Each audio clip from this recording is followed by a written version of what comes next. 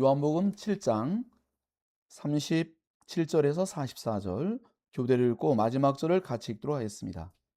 명절 끝날 곧 큰 날에 예수께서 서서 외쳐 이르시되 누구든지 목 마르거든 내게로 와서 마시라.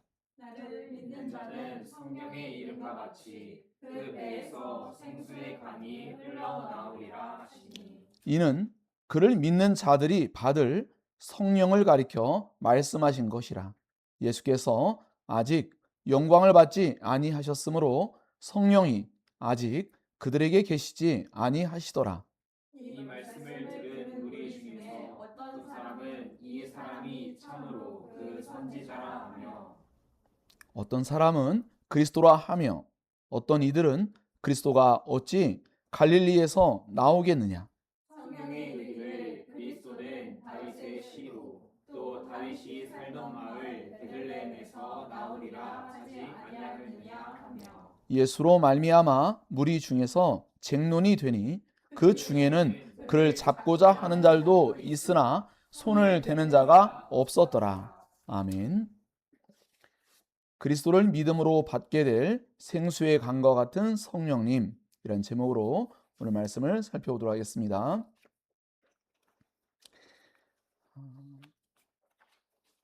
아무도 삶을 살아갈 때 난 만족해 라고 하는 사람은 없다고 생각됩니다. 더군다나 죄로 말미암아 타락한 인간은 언제나 불만족스럽기 마련입니다. 자신에 대해서도 그러하고 또 세상에 대해서도 그렇습니다. 언제나 마음속에 모든 것이 불만족스럽고 마음속에 항상 불평이 있기 마련입니다. 무언가가 공정하지 않은 것처럼 그렇게 느껴질 때도 많습니다. 우리 자신의 가진 모든 것을, 우리의 배경, 우리의 환경, 모든 것을 비교하고 생각하게 되면 항상 마음속에 무언가 불만족스러운 것이 나타날 수 있습니다. 이러한 우리의 불만족스러운 마음과 이 태도, 이것이 신앙 안에서 해결될 수 있다는 것을 성경 우리에게 말해주고 있습니다. 예수 그리스도를 진정으로 구원자로 믿을 때 바로 그러한 생각, 바로 그것도 구원으로 인도하십니다. 자유하게 하시고 새롭게 하시며 하나님께 영광되는 생각으로 그렇게 전환될 수 있도록 그렇게 인도하신다고 성경 우리에게 말해주고 있습니다. 그리고 그 일은 예수를 믿을 때에 믿는 자들에게 주어지는 성령으로 말미암아 되어진다고 성경이 약속하고 있습니다. 하나님 말씀을 참되게 확신하는 일, 이 일은 성령을 통해서만 가능합니다. 성령을 통하지 않고는 사람은 하나님 말씀을 확신하지 못합니다. 어떤 부분은 인정하지만 어떤 부분은 의구심을 갖고 어떤 부분은 받아들이지만 어떤 부분은 그렇게 썩 달갑게 여기지 않는 경우도 허다합니다. 바로 이것은 진리의 영이신 성령님이 함께하지 않기 때문입니다. 성령님이 함께 하신다고 할 때 그것은 바로 믿는 자의 마음속에 하나님의 말씀에 대한 맹목적인 게 아닌 그 진리를 참되게 알므로 말미암아 확신 가운데 거하게 되는 거예요. 맹목적이 되어서는 안 됩니다. 그 말씀을 분명히 알게 하시는 성령님, 그 성령님을 통해서 우리의 마음속에 하나님을 향한 절대적 신뢰를 갖게 합니다. 그래서 하나님을 즐거이 따를 수 있도록, 자발적으로 따를 수 있도록 그렇게 은혜를 주시는 것이다라는 것을 알 수 있게 됩니다. 여러분도 그렇지 않습니까? 무언가에 대해서 바르게 알았을 때는 그 일이 좋은 것이라면 기쁘게 그 일을 수행하겠지만, 여러분이 만약에 그 정보가 불분명해요. 그 말에 대한 확신이 없어요. 그럼 어떻습니까? 쭈뼛쭈뼛하고 멈칫거리고 뭔가 그 일을 확신 있게 수행할 수가 없게 되지 않습니까? 이와 같습니다. 하나님은 우리에게 하나님의 진리의 말씀을 바르게 깨닫도록 은혜 주시고 그 말씀을 통하여 우리에게 확신 가운데로 나아가서 참된 기쁨을 누리게 합니다. 확신이 없으면 기쁨이 주어지기가 어렵습니다. 그러므로 우리는 하나님 말씀을 알아가는 것을 힘써야 합니다. 하나님 말씀이 우리의 마음속에 확신으로 자리 잡도록 그 말씀을 응시하고 그 말씀을 대하며 그 말씀을 힘써 알아가야 됩니다. 그러할 때 그 말씀이 경이롭게 다가옵니다. 하나님 말씀은 평범한 말씀은 없습니다. 하나님의 모든 말씀은 항상 우리에게 가진 어떠한 자원, 우리가 가진 어떠한 생각이라도 다 초월적으로 뛰어넘습니다. 오늘 예수께서 말씀하신 내용도 너무나 초월적인 말씀이에요. 이것을 좀 더 쉽게 표현하면 이제 우리가 배우고 있는 조나단 에드워즈 신앙감독론에 나온 것처럼 믿는 자는 성령이 내주합니다. 내주라는 것은 굉장한 내용이에요. 하나님께서 우리와 함께 한다고 언약하셨죠. 이스라엘 백성들이 출애굽에서 나아갈 때 하나님과 함께 하지 않는다면 멸망하는 거예요. 근데 하나님과 함께 하려면 거룩함이 필요하기 때문에 이스라엘 백성들의 죄를 대신하여 그 어린 양을 잡아서 문설주와 문인방에 바르는 그 대속의 어떤 제사를 드리게 했어요. 그리고 나서 이스라엘 백성들이 거룩하신 하나님과 동행하게 됩니다. 거룩함이 없이는 하나님과 동행할 수 없고 교제할 수 없습니다. 회개하지 않고는 하나님과 교제할 수 없습니다. 그런데 그런 하나님과 동행하는 일이 너무너무 중대한 일이었어요. 하나님과 동행할 때에는 승리가 있었지만 동행하지 아니할 땐 패배가 있는 법이죠. 설사 법궤를 가지고 나아가도, 언약궤를 가지고 나아가도 하나님이 함께하지 않으면 패배를 맛보는 거예요. 이와 같이 하나님이 함께한다는 건 성경에서 너무나 중대한 언약과 깊은 관련을 맺죠. 아담과 하와가 범죄한 뒤에 하나님과 온전히 함께할 수 없었어요. 죄를 범했기 때문에. 그렇죠? 그래서 하나님께 그들과 함께하기를 원하여서 그들에게 성막을 짓게 하고 성막을 통하여 그들의 죄를 사함으로 말미암아 그들과 동행하는 거예요. 성막이 없으면 하나님은 동행할 수 없습니다. 회개하지 아니하면 죄의 사함이 없으면 하나님, 그 거룩하신 하나님은 그들과 동행할 수가 없습니다. 그들과 임재할 수가 없습니다. 하나님 그들과 함께하기를 원하여서 그들의 죄를 사하기 위해서 성막을 주신 거예요. 율법만 주었다면 모두가 다 광야에서 엎드려서 죽어야 되겠죠. 하나님은 그들이 하나님 말씀을 온전히 못 지킬 걸 알고 계세요. 아담과 하와가 범죄할 걸 알고 계셨어요. 이것을 우리는 신학적으로 구속 언약이라고 그래요. 아담과 하와가 범죄하기 전에 성부와 성자와 성령이 언약을 맺으신 거예요. 우리를 구원할 것을. 그래서 이 에베소로 가면 어떤 말씀이 나옵니까? 하나님께서 우리를 창세전에 그리스도 예수 안에서 우리를 예정했다라는 거예요. 창세전에, 세상을 창조하기 전에 이미 예수 그리스도께서 우리의 구원자가 될 것을 성부와 성자와 성령이 함께 언약을 맺은 거예요. 그리고 아담과 하와가 범죄한 걸 아셨기 때문에 너희가 이것을 먹으면 이라고 하셨죠. 먹지 않을 게 너무나 분명하면 그런 말씀하실 이유가 없겠죠. 그리고 그들을 어떻게 구원할 것인가를 다 계획해 놓으셨고 그 일을 이루어 가시는 거죠. 구원은 점점 점진적으로 나타나는 거예요. 그런데 그들과 함께 해야 될 하나님께서 이제 예수 그리스도께서 인간으로 오셔서 함께 하는 거예요. 이제 그 사이 여간에 너무나 많은 내용이 있지만 너무 길어지니까요. 우리는 요한복음서에 이제 더 많이 알게 될 건데 성전 개념. 그러니까 성막 후에 성전이 이제 등장하죠. 성전. 근데 그 성전이 하나님 백성들이 바르게 살지 아니할 때 어떻게 됩니까? 하나님께서 오히려 성전을 어떻게 합니까? 다 무너뜨려 버리세요. 이스라엘 백성들이 가나안 땅이 약속의 땅이었지만 쫓겨나가죠. 여리고성을 무너뜨리면서 성전갈비로 나아갔지만 여리고성에서 마지막 왕 시드기야가 눈이 뽑힌 채 붙잡혀요. 역전현상이 벌어진 거예요. 하나님이 이미 말씀했어요. 신명기에. 너희가 나한테 그렇게 언약을 어기게 되면 너희가 내 앞에서 쫓겨나게 될 것이고 포로가 될 것을 이미 말씀했죠. 그런 말씀 후에 나중에 이제 진정으로 우리가 배우는 요한복음 1장 14절에 예수님이 성전으로서 이 땅에 임하신 거예요. 말씀 우리 가운데 육신으로서 거하시는 그 하나님께서, 은혜와 진리가 충만한 예수님께서 우리 가운데 장막을 치시는 성막으로서, 성전으로서 오신 거예요. 그리고 자신 안에 흘러넘치는 성령의 생수의 강을 자신을 믿는 자들에게 그 성령을 그렇게 보내주겠다고 약속하시는 거예요. 그 일은 하나님이 내가 너희와 함께 할 것이다. 너희는 내 백성이 되고 나는 너희의 하나님이 되고 나는 너희와 영원히 함께 할 것이다 라는 말씀을 이루는 거예요. 그래서 성전과 함께 할 때에 그들이 죄로 말미암아 함께 할 수 없게 되니까 예수 그리스도께서 인간으로 오셔서 우리와 임마누엘로 함께 하신 거예요. 그런 후에 이제는 예수님이 떠나가시게 되면 십자가의 죽음과 부활과 승천, 바로 그러한 하나님 보좌로 나아가심 일 후에 성령을 보내주셔서 성령이 우리의 내면 가운데에 임재하시는 거예요. 내주하시는 거예요. 거주하는 거예요. 구약의 백성 가운데에는 성령이 내주한 적이 없어요. 성령이 외견적으로 역사하신 거죠. 왕과 제장 선지자가 그 하나님의 일들을 수행을 잘 할 수 있도록 그들 가운데 감동하고 깨닫게 하고 큰 능력을 나타내시고 그런 일을 수행했지만 그들의 내면 가운데 있었던 건 아니에요. 심지어는 오늘 말씀과 같이 제자들에게도 아직 성령이 내주한 건 아니었어요. 성령으로 말미암아 70명의 제자들이 나가서 귀신을 쫓아내고 병든 자를 치유하고 많은 사람의 복음을 증거하는 일을 했지만 내주하는 것은 아니었어요.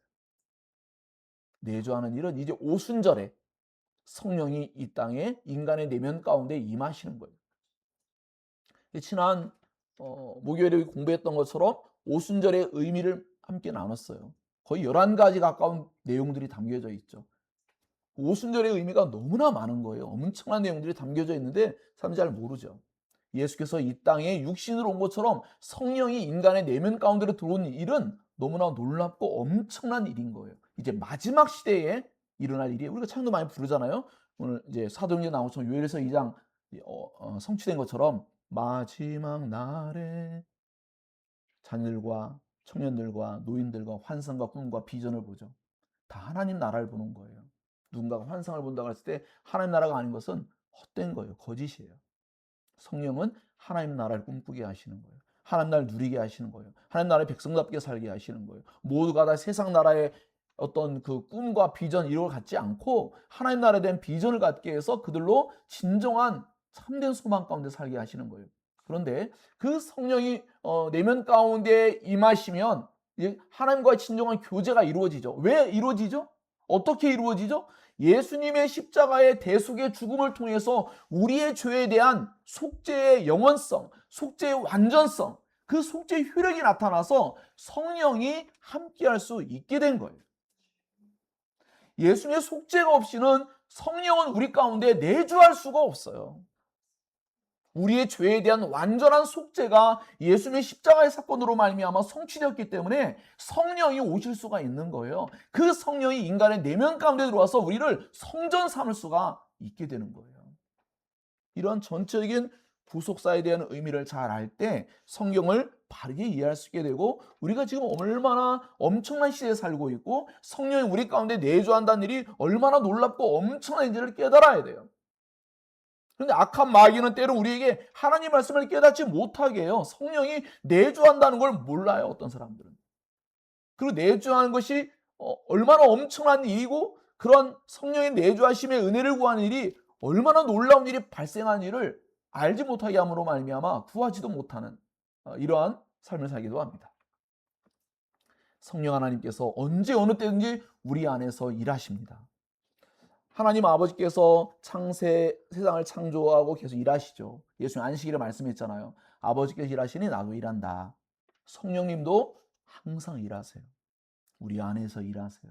우리가 계속하여 거룩하여 지도록 하나님 나라를 꿈꾸도록 계속하여 구원을 이루어 가시는 분은 성령님이세요. 우리 마음 가운데 마음의 소원을 주고 의욕을 주고 우리에게 그 구원의 은혜를 누리며 살아갈 수 있도록 인도하시는 분은 성령님이세요. 성령님의 은혜가 없을 때 우리는 피상적인 종교 행위에 열심을 낼 수는 있지만 그 내면 가운데는 생수가 없어요. 앞서 말씀드린 바와 같이 그저 반사체와 같이 은혜를 받을 때에 그때 잠깐 오늘 본문 속에도 있지만 우묵한 웅덩이와 같이 웅덩이가 있으면 우기가 왔을 때 비를 저장하지만 건기가 오면 어떻게 돼요? 메말라요. 없어요. 은혜가 사라진 것 같아요. 그러나 생수는 속에서부터 터져 나오는 것입니다. 성령이 내주할 때에 우리는 하나님의 말씀을 접하고 기도하고 은혜의 방편들을 사용할 때마다 놀랍게 새로워지는 거예요. 정말 놀라울 만큼 빠르게 회복되어지고 생명의 능력을 경험하기 시작하는 거예요. 소망 없던 사람들이 소망이 넘쳐나고 삶의 의욕과 여러 가지 많은 부분에서 수많은 염려와 걱정을 하던 사람들이 그 염려와 걱정이 사라집니다. 우리는 회심하고 중생한 신자라 할지라도 어떤 염려거리나 걱정이나 어려운 일을 만나면 동일하게 걱정, 염려할 때 있어요. 하지만 금세 사라집니다. 인간으로서 당장 본성적으로 대할 때에 그렇게 생각을 하거나 경험할 때가 있지만 바로 성령께서 우리 안에서 그거는 얼마든지 해결할 수 있는 문제라는 걸 깨닫게 해주기 시작해요. 말씀을 깨닫게 해주기 시작하고 우리 안에 그런 것들을 바르게 분별할 은혜를 주셔서 그것을 충분히 이겨나갈 수 있는, 그것으로 말미암아 좌절할 이유가 전혀 없다는 것을 우리에게 깨닫게 해주는 일을 하는 분이 바로 성령님이십니다. 그러므로 오늘 우리가 배우는 이 내용은 정말 중요한 내용이에요. 성령이 신자의 내면 가운데 주어진다는 이 사건은요, 하나님께서 인간의 내면 가운데 들어오신 일은요, 예수님이 인간으로 오셔서 인간의 죄를 대신하는 그러한 엄청난 고난을 겪으셨죠. 마리아의 뱃속에 있을 때부터 고난이었죠. 그 죄인된 마리아의 뱃속에 거룩한 성령의 은혜 안에서 그렇게 보호하심을 받았죠. 마리아의 죄가 절대로 영향을 주지 못하도록 그렇게 감싸셨죠. 성령님이 인간의 내면으로 들어오는 것도 십자가 못지않은 성령님의 낮아지심이고 그분의 사랑이며 또 그분이 고난을 겪은 것 같은 그런 상황 속에 놓여 있기도 한 것입니다. 물론 이것은 성경적이기도 하지만 또 인간적인 측면에서 이해한 거죠. 하나님 입장에는 사실은 죄를 알지도 못하시는 말처럼 하나님은 죄 자체를 모르는 게 아니라 죄에 오염되지 않는다. 죄에 영향을 받지 않는다. 이런 개념이죠. 그것처럼 우리의 내면 안에 있어도 우리의 죄에 오염되지 아니하시고 우리의 죄에 영향을 받지 않으시죠. 하지만 우리의 죄를 알고 계시고 보고 계시죠. 그래서 성령이 탄식하며 기도한단 말이 나오죠. 성령의 인격성을 얼마 전에 공부했습니다. 이것처럼. 그래서 우리는 성령 하나님께서 신자의 내면 가운데 거주하는 일은 예수 그리스도를 믿음으로 말미암아 주어지는 거예요. 성령은 예수님의 영입니다. 그리스도의 영이고 예수님의 나라를 위해서 오신 분이에요. 예수 그리스도께서 철저히 자기를 보내신 하나님 아버지의 영광을 위해서 살으셨듯이 성령은 자기를 보내신 하나님 아버지와 성자 예수를 위해서 일하시는 분이에요. 그분의 영광을 위해 사는 거예요. 누군가가 회심했다, 중생했다, 참된 신자가 됐다라는 것은 그 사람이 자기 영광을 구하느냐 하나님의 영광을 구하느냐 이것을 통해 아는 거예요. 왜? 신자들도 성령으로 말미암아 중생했거든요. 거듭났거든요. 그들도 한결같이 하나님의 영광을 위해 사는 게 목적이에요. 그러지 않으면 행복하지가 않아요. 여러분의 삶의 방향이 하나님의 영광이 아니라면 여러분은 잘못된 방향을 설정하고 있습니다. 그건 헛된 꿈을 꾸는 것입니다. 그럼 여러분이 하나님 영광을 위해 살아갈 때 하나님 어떻게 하십니까? 자기 아들을 아끼지 않고 내오신 하나님 아버지께서 우리의 삶 가운데 끊임없는 돌보심, 그러니까 칼빈이 기독교에 얘기한 것처럼 부성애적인 그 사랑으로 끊임없는 사랑을 우리에게 베풀어 주시는 거예요. 이것을 우리의 마음속에 확신하게 하는 분은 성령님이에요. 그 확신케 하시는 성령님으로 말미암아 언제나 소망 가운데 사는 거예요. 성령님이 우리 가운데 내주하지 않을 때 우리 인간은 오만 잡생각을 합니다. 조금 아까까지 괜찮았는데 한 시간 뒤에 다르고 내일 또 다릅니다. 그러나 성령이 내주할 때는 성령님께서 우리 마음 가운데 계속하여 끊임없이 우리에게 생각과 마음과 이런 모든 것들을 하나하나 새롭게 가시는 놀라운 은혜 역사를 나타냈어요. 그래서 사도 바울이 고린도교회 편지할 때 나온 것처럼 날마다 새로워지는 거예요. 성령님 우리를 날마다 새롭게 하는 거예요. 날마다. 새 언약 백성답게 살 수 있도록. 자, 그래서 오늘 주님께서 하시는 이 말씀은 정말 우리의 내면이 사막화되어 있고 정말 너무나 목마를 수밖에 없는 입장에 놓인 바로 그때의 말씀을 전한 거예요. 이 명절 큰 날은 초막절이에요. 초막절은 뭘 떠올리게 하죠? 광야 생활을 떠올리게 하죠. 광야 생활을 떠올릴 때 모두가 얼마나 목말라 했어요. 그때 하나님께서 한 바위에서 생수가 터져나오게 했죠. 이것처럼 예수님이 초막절에 이 말씀을 하신 거예요. 생수의 강과 같은 그 성령이 너희 내면에서 솟아나게 될 것을 약속된 성령을 보내심으로 말미암아 이루어질 것을 말씀한 거예요. 성령이 아니면 인간의 내면은 그 사막화 현상이 절대로 가셔지지 않습니다. 항상 목마르고 항상 만족스럽지가 않고 뭔가 이룬 것 같은데 여전히 마음이 허전하고 그렇죠. 하나님의 은혜 없이는 인간은 참된 만족을 얻을 수 없어요. 사도 바울이 어떻게 해서 감옥 속에서 만족하다고 했습니까? 자족하는 은혜. 어떻게 감옥에서 그런 모든 것이 있다고 말할 수가 있었습니까? 그는 예수 그리스도 안에서 절대 어떤 부족함이 없다라는 것을 충분히 깨달았어요. 그래서 그는 감옥 안에 있었지만 그는 기쁨의 서신을 쓸 수가 있었고 그는 평강의 말씀을 증거할 수가 있었던 겁니다. 우리가 만약에 노년에 우리 인생의 마지막 말미에 감옥에 있다고 할 때 과연 어떤 생각이 들까요? 하나님이 나를 버리신 게 아닐까? 그러지 않을까요? 근데 사도 바울은 감옥에 있었는데 자신을 버렸다고 생각하지 않고 자신은 여전히 하나님의 놀라운 사랑과 은혜 속에 살고 있다는 것을 명백하게 말할 수가 있었던 것입니다. 현상은 주어져 있잖아요. 상황은. 감옥 아니에요. 하지만 그는 성령 안에서 큰 기쁨을, 그는 평강을 누리고 있었고 그는 어떤 부족함도 없다고 말했어요. 이것처럼 우리 안에 성령이 함께할 때 우리는 외적으로 드러나는 모든 것이 결핍이 있고 부족함이 있고 여러 가지가 불만족스러운 상황이다 할지라도 성령이 우리 안에 진리의 말씀으로써 은혜를 베풀어 주실 때 우린 비로소 만족하며 기쁨이 있으며 감사가 있으며 소망 가운데 살 수가 있다라는 것이에요. 도리어 그 가운데서 다른 사람에게 소망의 메시지를 전해줄 수 있는 그런 초월적인 그런 신앙을 나타내는 것이죠. 성령이 내주할 때에만 초월적인 사고를 합니다. 환경이 주어질 때, 예? 우리에게 뭔가 주어지면, 뭔가 있으면, 그건 자연인도 하는 거예요. 믿지 않는 사람도 하는 거고, 회심하지 않은 사람도 하는 거예요. 그러나 회심한 신자는 이러한 여타의 외적인 요소가 없다 할지라도 큰 기쁨을 누려요. 그게 믿음이죠. 하박국이 말했던 거죠.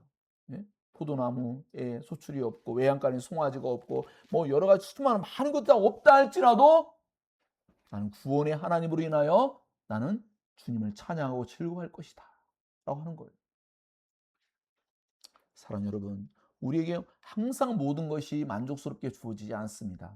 아니, 주어져도 우리의 내면 안의 죄성은 여전히 불만족스럽습니다.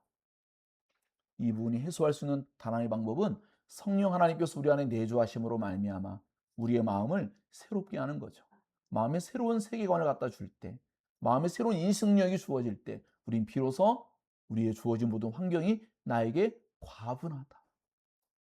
나 같은 죄인에게 이러한 상황, 이러한 일들이 지금 주어진 게 너무 과분하다는 걸 깨달아요. 하나님 앞에 심판받을 죄인이었는데 나에게 이런 엄청난 은혜를 주셨다는 걸 깨닫게 돼요.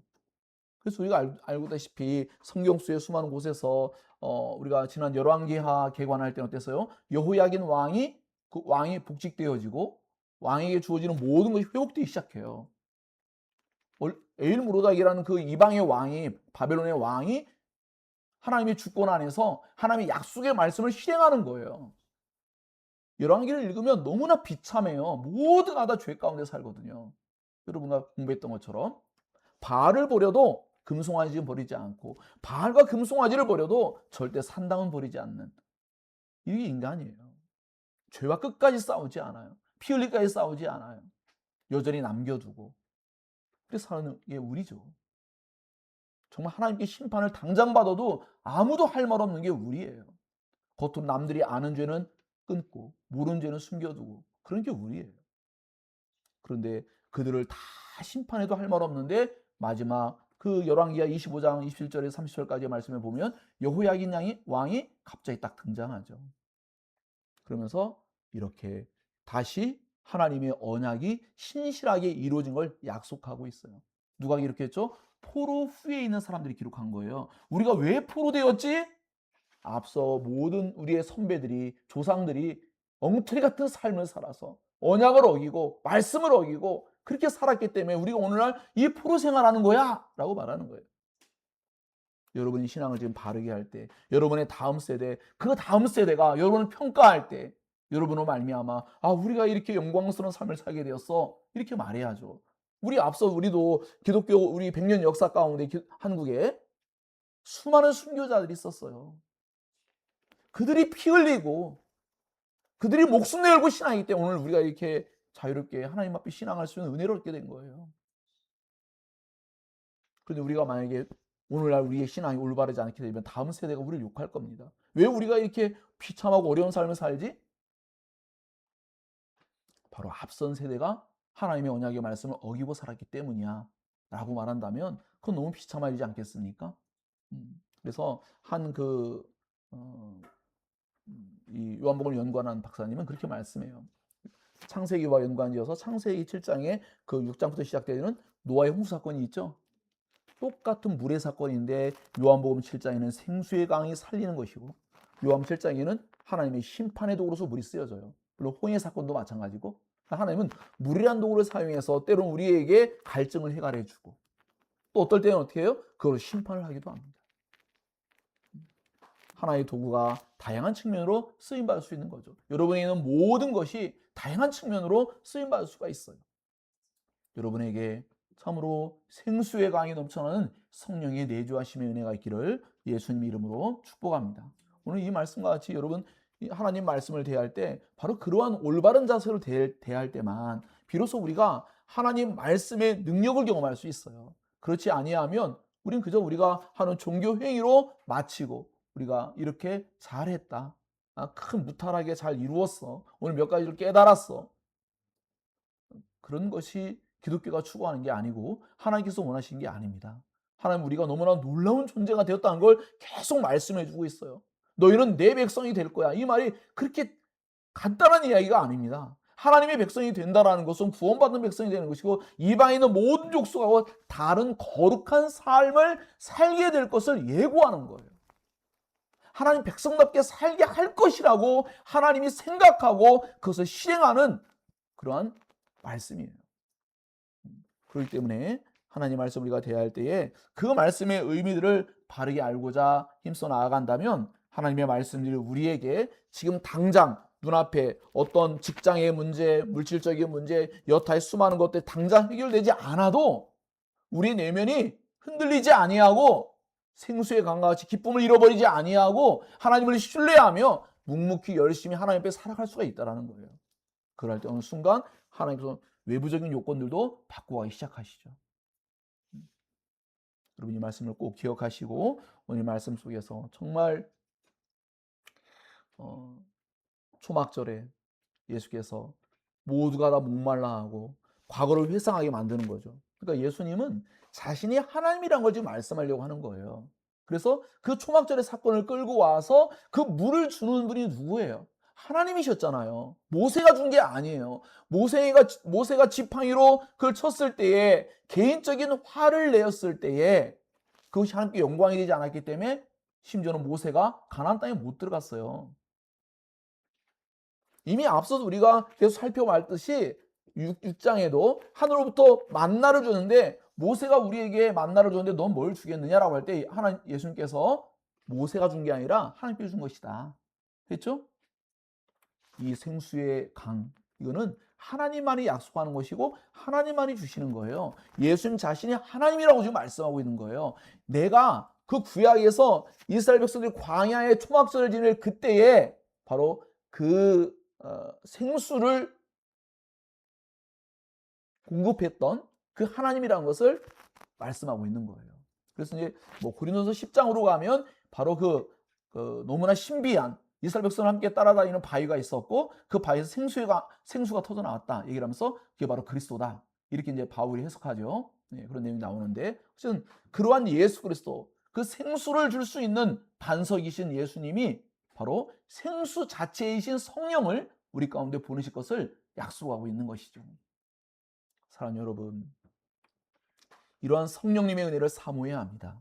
성령님의 은혜가 없이는 우리는 교회를 출입하고 신앙한다 할지라도 진정한 만족과 기쁨과 행복과 소망을 누리지 못할 때가 많습니다. 그 이유는 성령님의 부재 또는 그 성령님의 은혜가 너무나 미약하기 때문이에요. 그래서 주보에 기록한 것처럼 마틴 로이전스 목사님이 우리에게 정말 지금 절실히 필요한 것은 산소 호흡기와 같은 성령님이라는 거예요. 그러니까 이제 마틴 루이더 목사님이 영국 분이잖아요. 영국 목회자인데 영국 사회가 다 기독교지만 올바른 신앙하지 않고 있어요. 형식적이에요. 유대인과 똑같은 모습을 변질된 거죠. 그들에게 성령님의 은혜가 얼마나 절실히 요구되어지는지 성령님의 은혜가 없이는 그 형식적이고 그 외형적인 신앙관을 절대로 못 벗어나는 거예요. 그들은 당연히 구원받는다고 생각해요. 하지만 구원받지 못합니다. 우리 어제도 존파이 목사님도 그 미국 사회도 어떻습니까? 똑같죠. 다 마약하는 사람도 다 예수 믿어요.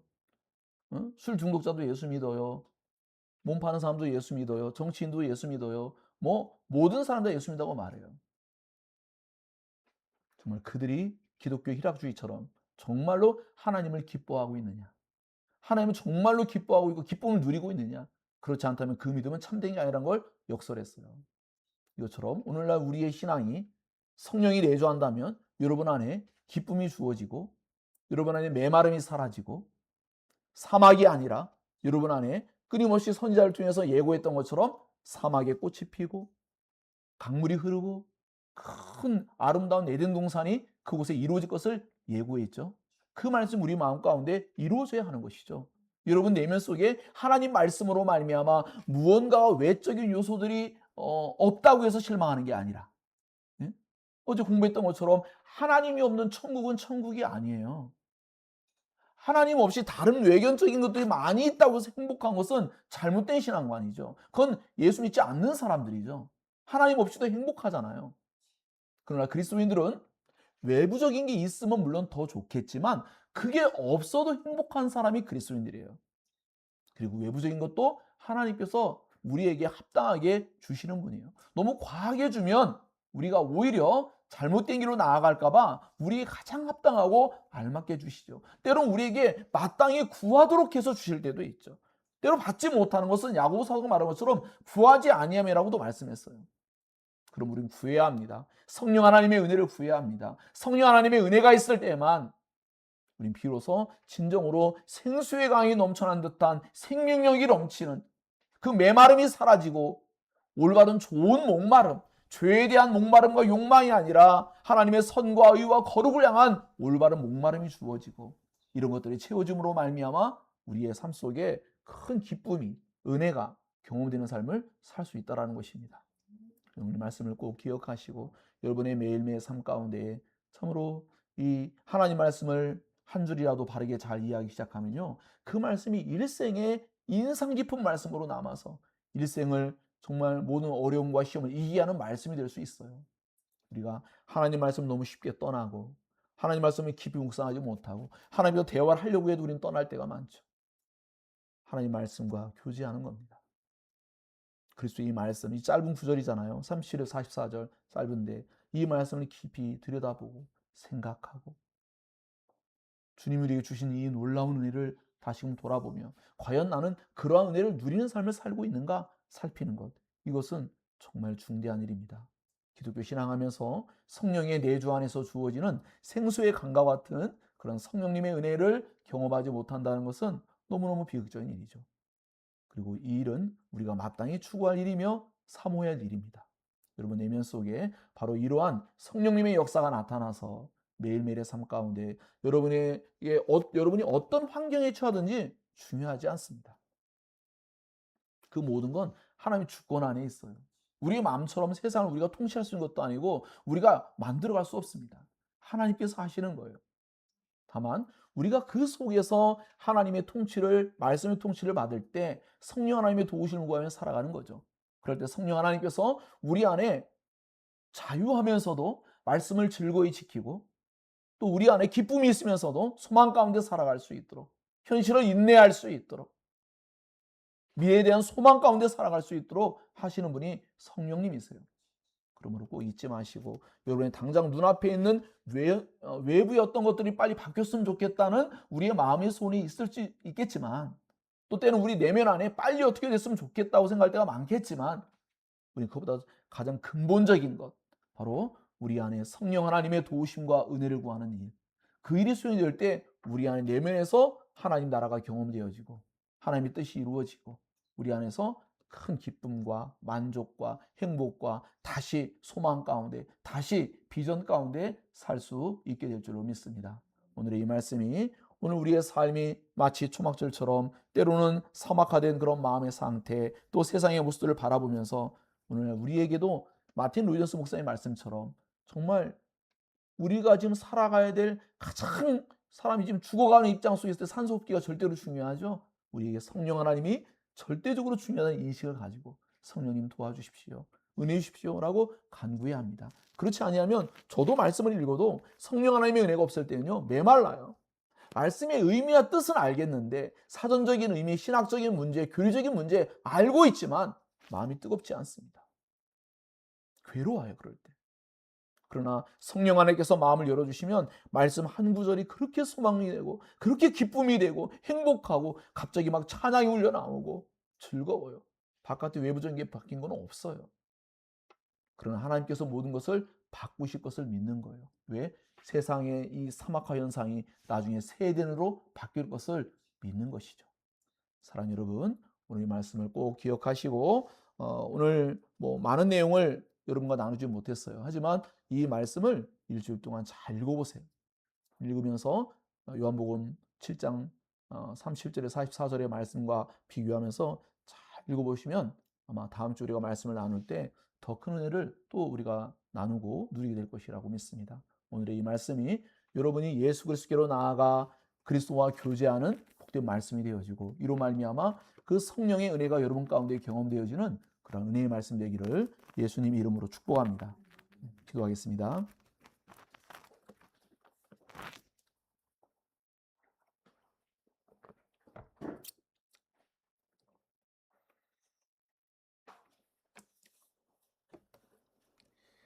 하나님께서 우리에게 약속한 말씀들은 너무나 초월적이고 신비합니다. 이러한 말씀들을 내면 가운데 확신케 하시는 성령님의 은혜를 구하십시오. 그럴 때 그 말씀이 여러분에게 참된 소망, 기쁨이 될 것입니다. 성령님의 은혜를 다 함께 구하고 또 누리기를 원합니다. 기도합니다.